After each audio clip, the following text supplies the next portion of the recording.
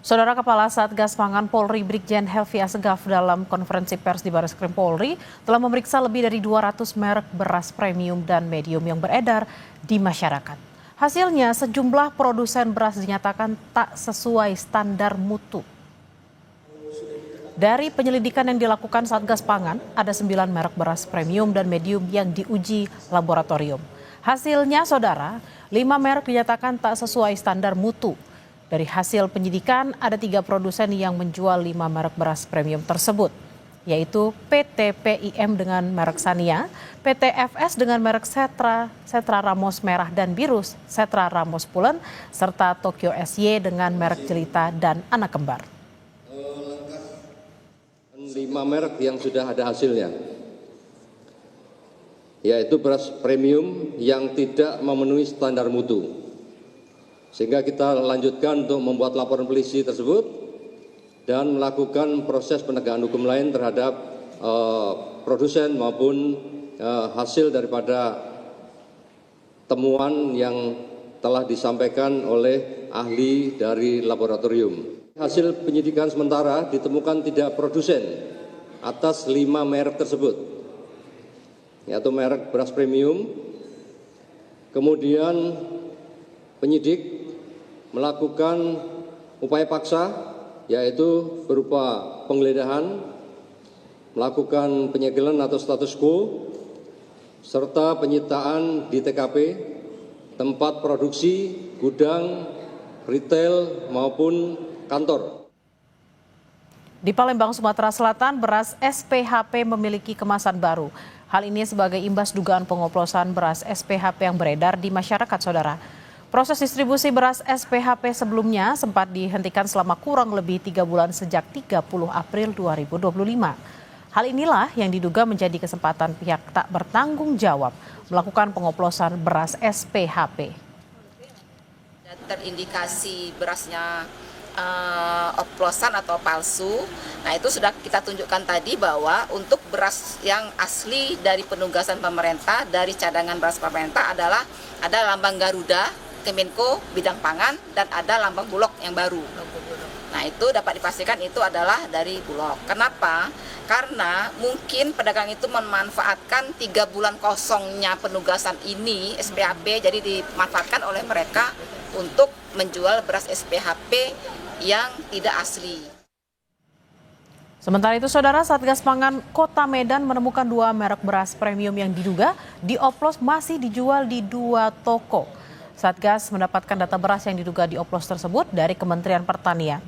Satgas pun menyebut telah mengambil sampel beras dan kini tengah diuji oleh Dinas Ketahanan Pangan.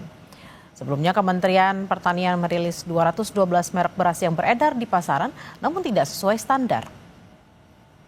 Memang kita tadi ada daftar list yang kita duga memang ada beberapa daftar barang. Itu pun jadi pengawasan kita.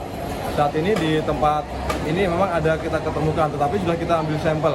Apakah sama atau beda? Ya, ini apakah produk yang ada di sini apakah sesuai dengan kualitas premium atau memang sesuai temuan yang sebelumnya. Informasi terkini kita segera ke Barreskrim Polri. Sudah ada jurnalis Kompas TV Claudia Carla dan juru kamera Bodia Vimala di sana. Selamat siang, Carla. Apa saja poin penting yang disampaikan oleh Satgas Pangan hari ini? Ya, Bella dan juga saudara, tadi polisi baru saja memberikan informasi terbaru terkait dengan penyelidikan yang telah dilakukan dalam menindaklanjuti temuan yang didapati oleh Menteri Pertanian, yaitu Amran Sulaiman. Dalam tindak lanjut yang telah dilakukan diantaranya adalah polisi telah melakukan penyelidikan berupa penggeledahan, kemudian juga penyitaan barang bukti kepada gudang maupun juga kantor maupun juga retail dari produsen yang diduga melakukan tindak ataupun pelanggaran terhadap standar mutu yang telah ditetapkan. Dari keterangan yang telah diberikan hingga saat ini, polisi juga telah melakukan uji laboratorium terhadap 9 merek beras, lalu kemudian dari hasil yang sudah keluar ini ada 5 merek beras yang diduga melakukan pelanggaran terhadap standar mutu yang telah ditetapkan. Di antaranya yaitu sampel beras dari Sania dan ramas biru, kemudian ramas merah, jelita, dan juga anak kembar. Lalu terkait dengan hasil penyelidikan ini telah dilakukan di sejumlah lokasi, diantaranya yaitu kantor dan gudang PTFS di wilayah Jakarta Timur, kemudian gudang PTFS di Subang, Jawa Barat, lalu juga gudang PT PIM di Serang, serta pasar beras di Cipinang, Jakarta Timur. Dan dari hasil penyelidikan ini telah ditemukan adanya unsur pidana. Dengan ditemukannya unsur pidana ini, maka kemudian statusnya naik jadi ke tingkat penyidikan. Dan polisi juga telah melakukan pemeriksaan terhadap 14 saksi, diantaranya ada ahli analisa beras, kemudian juga ada ahli perlindungan konsumen, dan juga melakukan penyelidikan terhadap barang bukti yang telah diambil ataupun disita oleh pihak polisi. Lalu kemudian juga nantinya akan dilakukan ataupun bekerja sama dengan tim Puslapor yang juga untuk mencari jejak-jejak digital terkait dengan perdagangan beras yang tidak sesuai dengan mutu standar yang telah ditetapkan ini. Sejauh ini Bella dan juga saudara, untuk total beras yang telah disita ini sejumlah 201 ton dengan dalam kemasan 5 kg maupun juga kemasan 2,5 kg.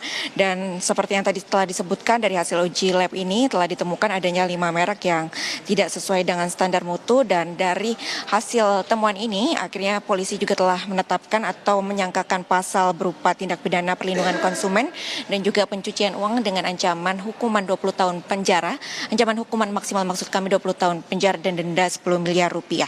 Dan selanjutnya polisi juga akan terus melakukan penyidikan untuk kemudian memastikan tidak ada lagi produsen-produsen dengan merek-merek lainnya yang melakukan tindakan serupa, Bella.